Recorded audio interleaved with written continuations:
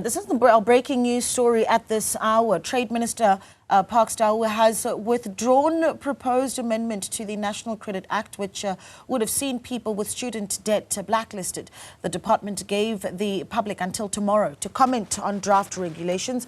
Over 20,000 submissions opposing the amendment were received. The proposal would have seen educational institutions listed with credit providers. Wits SRC President Nombulelo Chiya joins us now for a reaction. Nombulelo, a good evening to you. Thank you so much for joining us. This has been quite the issue. You've got political parties, for instance, like the EFF's Students' Council, really taking this up and really concerned about what this is going to do for the credit record of students years after they leave varsity.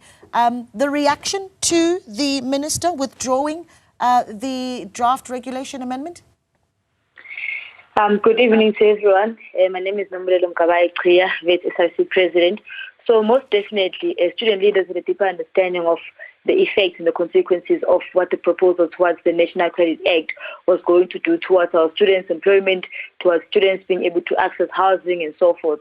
So really, we are definitely fine and happy with him being able to withdraw. That's the main reason why the public was meant to comment, put in their comments and say that we reject this particular proposal because we had a deeper understanding of the negative output it is going to have towards our students. But then more than anything, I think the conversation should not end just here, but also the conversation should actually continue as to how exactly government can be able to ensure that there's sustainable funding models for students. Because it does not mean that students now are left without a debt.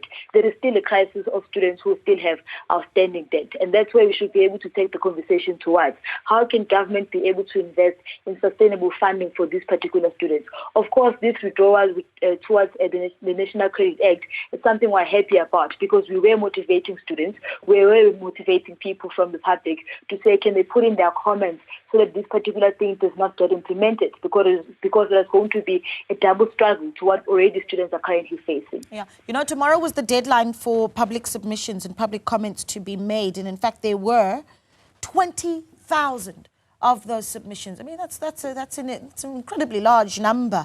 And perhaps you can talk to us about what you make of that, the message that sends to the department, to the ministry, and also to how we deal with students and their financial health moving forward. But, you know, the biggest also issue has been what you think this amendment actually would have done to students in the long run.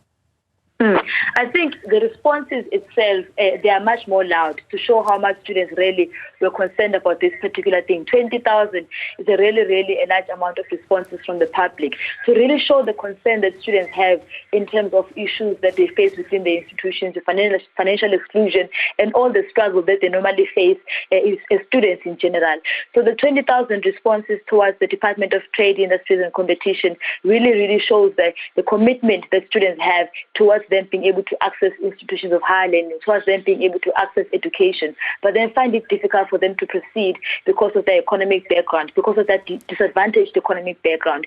So if this thing was to be implemented, really, I'm not going to lie, it was going to be a crisis, because the fact that I mentioned before was that government, as we speak, is not able to fund education, is not able to finance education. So on top of that, when people graduate, you have employers who say that they want to make sure that you have a clean credit score.